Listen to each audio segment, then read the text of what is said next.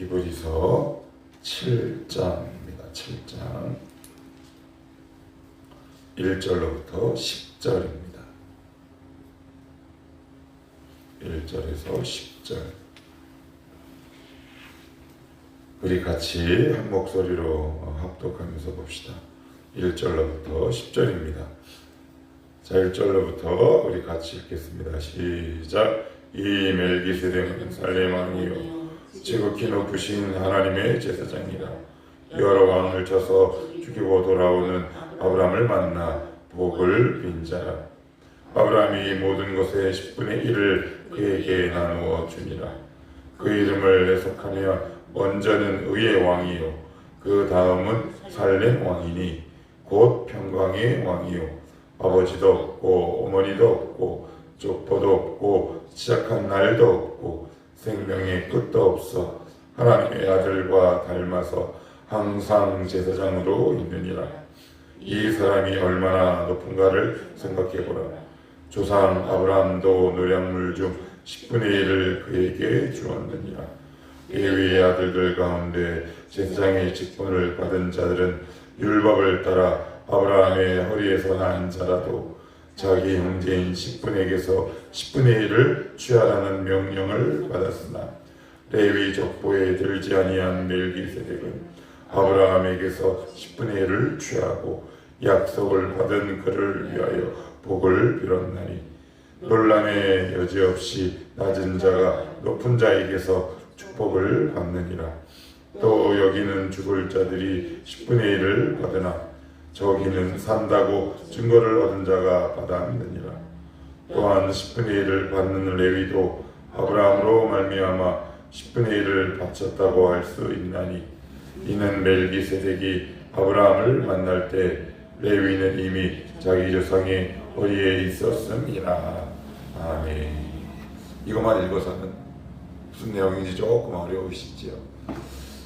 그래서 네 가지 단어를 먼저 이렇게 탁 머리에 염두에 두고 시작하는 게 좋을 것 같아요. 자, 첫째는 멜기세덱입니다. 누구라고요? 멜기세덱. 두 번째는 아브라함. 누구요? 아브라함. 세 번째는 레위입니다. 레위. 그리고 마지막으로는 그림자라는 단어입니다. 자, 하나하나 설명을 할게요. 유대인들, 특별히 유대교에서 개종한 유대인들에게 신앙의 위기가 닥쳤다 그랬습니다. 여러 가지 핍박과 박해, 신앙적인 연약함, 그것만 있어 보이진 않아요. 유대교 동포들, 즉 유대인들이 그들을 향한 조롱, 굉장히 복합적인 문제들이 이제 그 발단은 네로 황제의 핍박과 박해가 발단이요 결정적인 이유이긴 하지만 그것뿐만 아니라 다양한 환경적인 요소들도 있었어요. 이제 그럴 때 수구초신이란 한자가 있죠. 여우도 죽을 때 그 고개를 고향으로 돌린다. 형사들도 범인을 잡을 때 어디 앞에서 잠복해요? 집, 고향 집, 그죠? 자주 가는 PC방, 이런 거.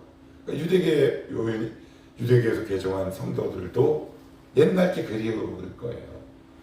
이제 그들을 향해서 오늘 어디까지 끌고 오느냐? 멜기세덱까지 끌고 옵니다. 이 멜기세덱은 구약에 딱 2번밖에 안 나와요.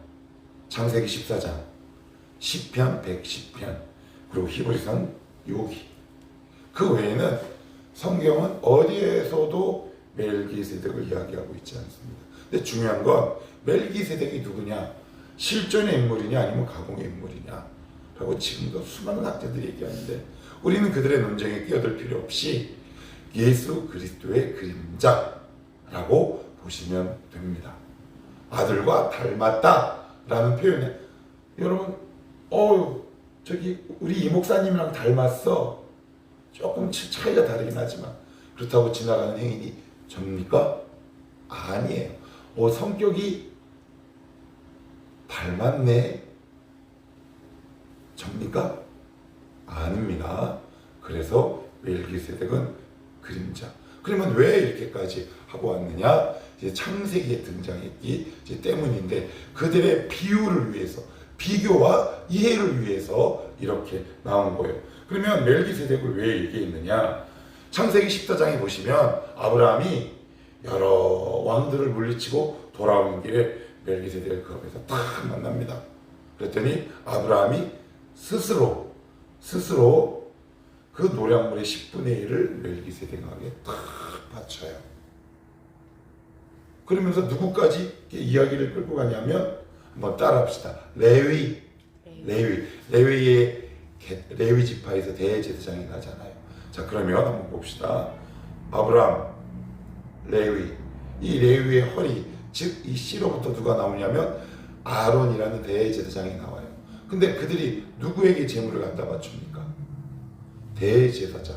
그러면 레위가 높은가요? 아브라함이 높은가요? 아브라함이 높죠. 왜? 아브라함이 씨로부터 나왔으니까. 그러면서 그 서열을 딱 정리를 해주는 거예요. 멜기세덱, 그 다음 누구요? 두 번째로 누가 높아요? 아브라함, 그리고 꼬레비로 레위, 그리고 제일 높은 게 누구예요? 멜기세덱. 얘들아, 한번 이 순서를 잘 따져봐라. 너희들이 유대교로 돌아가서 누구에게로 제물을 드릴 거냐? 대제사장이다. 근데 그들도 하물며 인간인 동시에 율법 이전부터 있었던 믿음의 조상 아브라함으로부터 나왔다. 그런데 심지어 그 아브라함도 누구에게 11조를 드렸다? 멜기세덱에게 드렸는데, 잘 들어 얘들아, 그런데 그 멜기세덱조차 예수 그리스도의 그림자에 지나지 않아. 그러면 우리가 믿고 있는 예수가 더 높으냐? 유대교가 더 높으냐? 쉽게 얘기하면 누가 더 힘세? 이렇게 얘기하고 있는 거예요. 그러니까 이 본문상으로는 어려운데 이렇게 말씀을 드리면 조금 이해가 되시겠죠. 그러니 어디로? 유대교로. 어디로? 그림자 신앙으로 돌아가지 마라 라고 말씀하고 있는 거예요. 이 지점이 되게 중요해요. 무슨 신앙으로 돌아가지 마라? 그림자 신앙. 그러니까 구약의 모든 사건과 모든 인물은 그리스도를 나타내는 그림자인 동시에 예표라고 얘기합니다. 그럼 실제는 신약에서 이미 지금 우리가 보고 만나고 들려주시는 이 분이 바로 실제인데, 이와 관련해서 성경을 한 곳만 찾아보도록 합시다. 누가복음 10장입니다. 누가복음 10장. 누가복음 이따가 히브리서로 다시 돌아와야 하니까, 그래서 성경을 꾸준히 읽으셔야 됩니다. 꾸준히 10장 24절입니다. 24절. 시작. 내가 너희에게 말하노니 많은 선지자와 임금이 너희가 보는 바를 보고자 하였을 때 보지 못하였으며 너희가 듣는 바를 듣고자 하였을 때 듣지 못하였느니라. 너희에게 말하노니 많은 선지자. 요 아브라함도 선지자 가운데 들어가요. 임금, 수많은 임금들이 누구를 보고자 하였을 때 바로 예수 그리스도예요. 보고자 했을 때 못 봤다. 너희는 보고 있지 않냐? 그럼 우리는 이렇게 또 따져 물을 수 있겠죠. 저도 초대교회에 없어서 못 봤는데요 라고 말씀하시면 굉장히 어리석은 질문입니다. 우리는 우리 안에 성령께서 예수 그리스도를 친 거예요.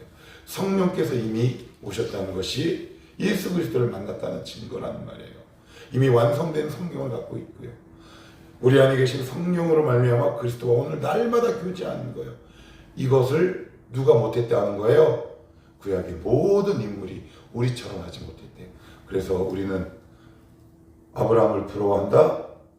아니요. 누가 오히려 부러워한다? 아브라함이 우리가 모세를 부러워한다? 아니요. 모세가 우리를 더 부러워하는 겁니다. 여러분, 이 신약의 의미를 바르게 이해하지 못하면 자꾸 그림자 신앙으로 돌아가요. 그림자 신앙으로 돌아갑니다.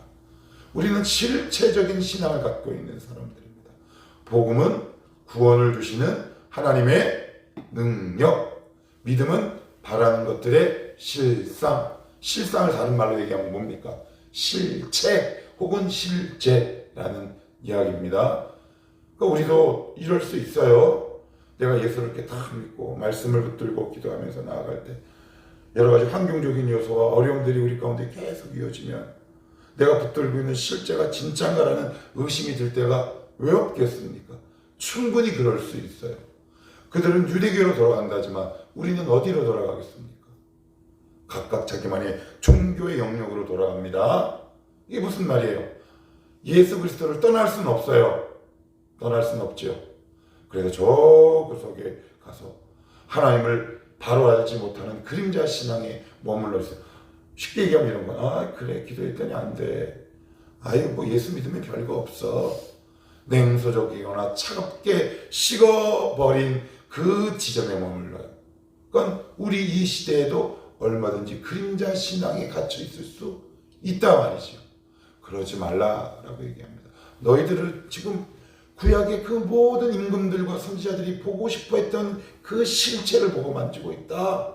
그러니 그림자 신앙으로 돌아가지 말고 오히려 그 안의 핵심으로 들어가라 라고 하는 것이 오늘 요 1절부터 10절 말씀의 핵심인데, 이것을 들려주기 위해 누구를 등장한다? 멜기세덱. 그 다음 누구? 아브라함. 그리고 누구? 레위. 그리고 누구까지 끌어온다? 멜기세덱. 다 그림자에 불과하다. 그러니 그림자에 가려서 실체를 못 보는 일이 없도록 하라라는 것이 1절로부터 10절까지의 요지, 이렇게 말씀드릴 수 있을 것 같아요. 그러면 우리 한번 그 안으로 구체적으로 가서 한 두세 가지만 한번 살펴봅시다. 자, 1절 읽습니다. 1절 시작. 이 멜기세덱은 살렘 왕이요 지극히 높으신 하나님의 제사장이라. 3절 시작. 아버지도 없고 어머니도 없고 족보도 없고 시작한 날도 없고 생명의 끝도 없어 하나님의 아들이래요. 닮았대요. 아들과 닮아서 항상 제사장으로 있느니라. 그래요. 그럼 성경은 여기까지만 딱 얘기합니다. 어디까지만요? 여기까지만. 근데 이제 고대 이제 쿰란이라는 그 공동체의 그 사본 그 동굴에 보면 이 멜기세덱에 관해서 연구한 사람들이 되게 많아요. 그런데 우리가 조심해야 될 것이 있어요. 히브리 기자는 멜기세덱을 왜 끌고 왔어요? 누구 때문에 끌고 왔어요? 첫째는 떠나가려는 성도. 그러면 이 실제는 누구? 예수 그리스도. 멜기세덱이 누군지 아는 거, 연구하는 것보다 예수 그리스도가 누군지 아는 게 훨씬 더 중요한 거죠. 그래서 나에게 과연 어떤 영적 유익이 있는가? 이거와 이게 연결되지 않으면 우리의 신앙은 잘못된 허상과 꼬리를 쫓아가기 쉽상이다. 그래서 성경은 늘 멈추라는 곳에서 딱 멈추셔야 돼요. 그것이 우리의 신앙의 유익이기 때문에 그래요. 그래서 칼빈은 이런 이야기를 해요. 성도나 학자가 성경을 연구하고 읽을 때 특별히 유의할 점이 있나니 성령이 멈추라는 곳에 멈춰야 하고 성령께서 가라고 하는 곳에 가야 한다. 이게 무슨 얘기예요? 성경을 따라. 쉽게 얘기하면 성경이 침묵하는 부분은 나도 침묵하셨어요. 그건 몰라요. 여러분 아무리 얘기해도 몰라요. 이것이 과연 구원과 연관이 있는가? 또한 나의 실제적인 생활에 도움이 되는가? 우리는 여기까지예요. 이것이 지혜예요. 이것을 뛰어넘는 사람을 두 글자로 뭐라 그러는 줄 아세요?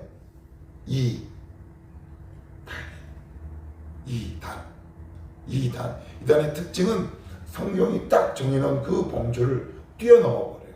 자기만의 신학의 노선을 갖고 자기만의 신념과 가치로 성경을 해석하죠. 그런데 우리는 어떻게 해요? 말씀이 우리를 해석해요. 이거 굉장히 중요해요. 우리도 물론 말씀을 해석하지만 실제적으로 말씀이 우리의 삶과 태도와 자세와 인생을 해석하죠. 그래서 더불어 추가하는데 이렇게 얘기해요. 살렘 왕이래요. 살렘 왕. 이 지역적으로 어디 있는지는 몰라요. 그 누구도 알 수 없어요. 근데 중요한 게 있어요. 이 살렘 왕이, 살렘이 무슨 뜻이에요? 샬롬이에요. 샬롬.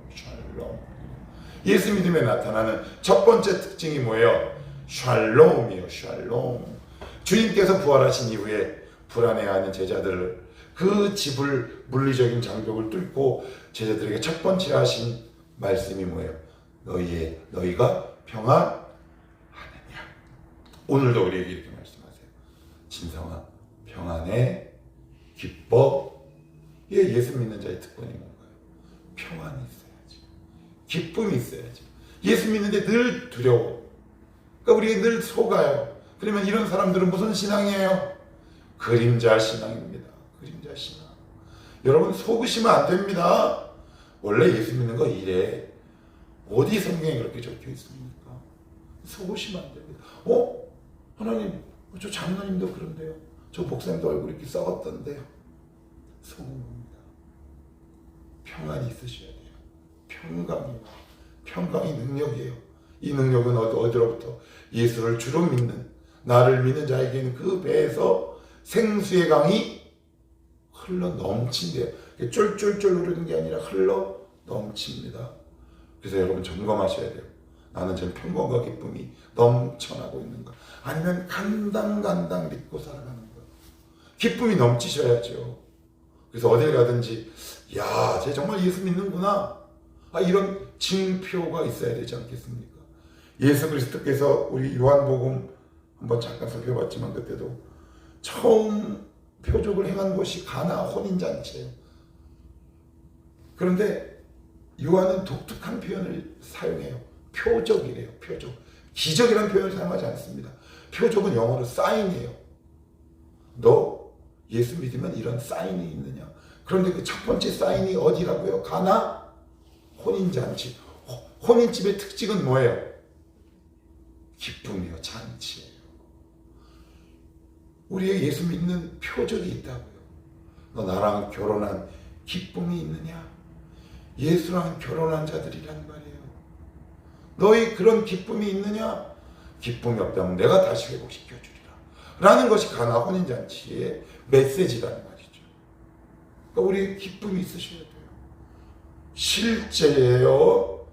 근데 자꾸 그림자로 돌아가요. 그림자. 떠날 수는 없어요. 속지 않으셔야 돼요. 복음은 구원을 주신 하나님의 능력이에요. 복음에는 기쁨이 있고요. 진리를 알지니 이 진리가 너희를 자유하게 하리라. 자유함이 있겠지요. 여러분 이게 다 같은 맥락으로 연결되어 있어요. 평강은 있는데 자유함이 없다? 그런 말은 없어요. 언어 도단이에요. 그렇죠? 이게 무슨 얘기냐? 나 돈은 있어. 근데 치킨은 먹는데 삼겹살은 먹을 수가 없어. 그거는 호불호의 문제지. 이런 말들을 하고 다니는 거예요. 그런 말은 없어요. 그래서 우리 기억하셔야 돼요. 나에게 과연 샬롬이 있는가? 샬롬이 있는가? 그 점검하셔야 돼요. 그래서 없고 간당간당 믿으신다면 오늘 이렇게 기도하기를 원합니다. 하나님, 제 안에 생수의 강이 터지게 하옵소서. 간당간당 믿지 않게 하옵소서. 이왕 받는 점수 100점 탁 맞으며 학교 당당히 다니면 얼마나 좋아요. 또 뭐라고 얘기합니까? 아버지도 없고 어머니도 없고 족보도 없고 생명의 끝도 없어. 이게 무슨 얘기일까요? 한 장으로 탁 줄이면 인간의 그 어떤 말로도 설명이 불가한 존재, 이런 뜻이겠죠. 이게 우리처럼 쟤는 족보도 없고 아비도 없고 그런 뜻이겠어요. 설명이 불가한 존재라는 거예요. 인간의 언어로 설명이 불가한 존재다라고 얘기하는데, 자 근데 여기 보시면 2절 중간에 보면 이렇게 돼요. 먼저는 무슨 왕? 의의 왕. 그래요. 의인은 없나니 하나도 없다라고 성경은 선포합니다. 시편과 로마서에. 그래서 우리가 예수 믿으면 우리에게 나타나는 게 뭐예요? 하나님이 우리를 의롭다고 봐주신 거잖아요. 의롭게 봐주시는 거예요. 하나님은 항상 우리를 의롭게 봐주세요. 사단은 근데 뭐라고 얘기합니까? 너 불의해 라고 얘기합니다. 너 얼마 전에 이 죄 졌잖아. 맞아, 나는 불의하지. 속으시는 겁니다. 우리는 항상 의롭습니다. 그렇다면 회개는 왜 하는 것이냐? 의롭게 되기 위해서 하는 것이 아니라 따라합니다. 관계를 회복하기 위해. 시작. 관계를 회복하기 위해. 우리가 죄 져도, 우리 의민이 아니가 죄 져도 저는 그 아이들을 호적에서 파지 않아요. 약간 관계만 서먹서먹할 뿐이에요. 그런데 갑자기 딱 와서 아빠 미안해 이 한마디면 어때요? 마음이 확 녹죠? 근데 그 말을 잘 안 해서 그렇지 우리 새끼들이 그죠? 그런데 막 속상해 있는데 와가지고 엄마 미안해 그러면 어때요? 막 겉으로는 막 그러지만 마음으로는 나의 그래서 우리는 요리를 하고 있거나 맛있는 음식을 하고 있죠. 너무 약간 유치한 표현이긴 하지만 그리스도 안에서만 의의가 있어요. 하나님은 우리를 항상 의롭게 보세요. 한 예를 더 들어봅시다. 호세아 보시면 호세아를 향해 하나님이 이런 명령을 내리십니다. 너 네 마누라 누구예요? 고멜. 또 바람을 피워버리는 거. 그랬더니 하나님이 호세아를 향해 이렇게 말씀하세요. 너 고멜에게 다시 가라. 그에게 사랑을 베풀어라. 다시 가요. 다시. 그래서 어떤 분은 그 문장을 이렇게 해석했어요. 하나님은 항상 우리를 첫사랑처럼 사랑하신다. 그 문장을 딱 보는데 야 찌릿하더라고요. 단순히 감정적 찌릿이 아니라 와 내 영혼이 이렇게 불끈 힘이 솟더라고요. 그리스도 안에서 누리는 성도만의 특권입니다. 하나님은 우리를 늘 첫사랑처럼 사랑하신 그 특권, 그러니 마귀의 정죄에 빠져 여러분의 삶을 허비하지 마시고 오늘도 그리스도를 탁 앞에 세우셔서 하나님 앞에 나아가시오. 사단의 정죄에 빠지지 말아야겠지요. 또 뭐라고 말씀합니까? 2절에 살렘 왕이니 평강의 왕이다. 의의 왕, 샬롬의 왕. 우리는 그분의 자녀다. 그러니 우리는 그리스도 안에서 나를 볼 수 있어야 하고 평안해야만 하는 것이 아니에요. 평안하셔야 해요. 좀 느낌이 달라요. 아예 평안해야지가 아니라 우리가 할 수 있는 것은 우리의 의 되시는 그리스도를 붙들고 하나님 앞에 나아가는 것밖에는 없어요. 우리가 할 수 있는 가장 단순한, 근데 이렇게 쉽고도 놀라운 은혜가 있는데 바보들아 어디로 가냐?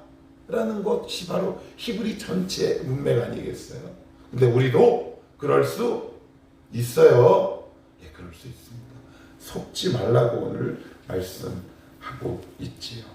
자, 우리 6절도 한번 봅시다. 6절 전체적인 맥락은 제가 설명을 드렸어요. 6절 시작. 레위 족보에 들지 아니한 멜기세덱은 아브라함에게서 10분의 1을 취하고 약속을 받은 그를 위하여 복을 드렸나니. 자, 여기에 이제 11조에 관련해서 제가 짧게 말씀을 드리면 11조는 율법이에요? 아니면 아니에요? 아니죠. 이때 율법이 있었나요? 아브라함 시대에? 율법은 누구로부터 말미암았어요? 모세. 요한복음 1장에 명시되어 있어요. 율법은 모세로부터 말미암아 아니었군요. 은혜와 은혜는 예수 그리스도로 말미암았다라는 구절이 딱 명시되어 있다고. 그런데 지금 많은 사람들이 11조를 드리는 것은 율법이야. 굉장히 어리석은 거죠. 여기를 보시면 아시잖아요. 그죠? 아브라함 시대에 율법이 있었다 없었다? 없었어요. 그런데 그런 아브라함도 살렘 왕에게 10의 1조를 억지로 아니면 기쁨으로 탁 드렸다는 거예요. 더 놀라운 건 그가 살렘 왕인지 하나님 나라의 제사장인지를 알아보는 영적 안목이 있었다는 사실이 더 중요하겠죠. 그래서 11조를 좀 많이 드리라 그런 이야기를 하고 있는 거 아니에요. 만약에 여러분들 주변에 이렇게 공격하는 사람들이 있어요. 심지어 교인들 가운데도.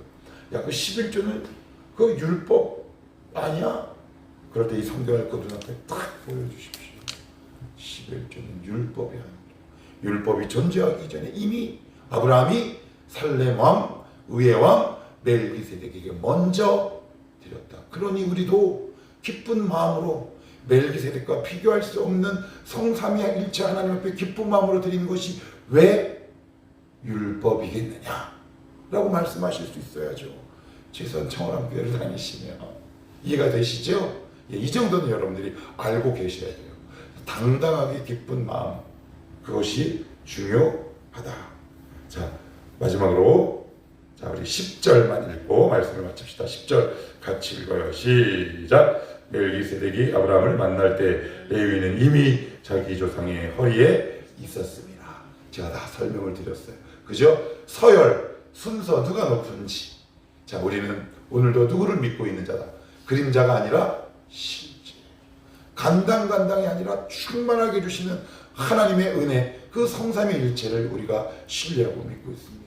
그러니 그림자 신앙에 머물지 말고 구원을 주시는 실체의 그 복음을 오늘도 너희들은 누리며 살아라. 그러니 저 구석에 가서 그러고 살지 말아라. 이것이 바로 오늘 히브리 기자가 유대인들에게 전하고 싶은 메시지 아닐까요? 우리도 오늘도 히브리 기자가 그렇게 얘기하고 싶은 복음의 능력과 기쁨과 평안을 오늘도 누리며 사시기를 주님의 이름으로 축복합니다.